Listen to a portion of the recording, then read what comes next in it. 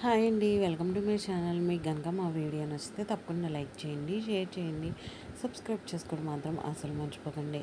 ఇంకా వరలక్ష్మి అయితే పిల్లల్ని అయితే అడుగుతూ ఉంటుంది.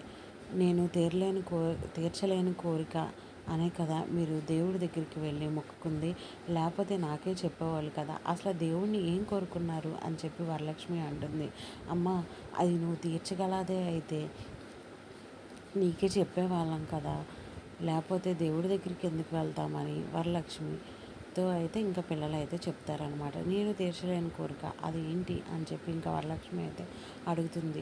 నువ్వు బేబీ ఇద్దరూ కలిసి ఉండాలి అని చెప్పి ఇంకా వైష్ణవి అయితే అడుగుతుంది.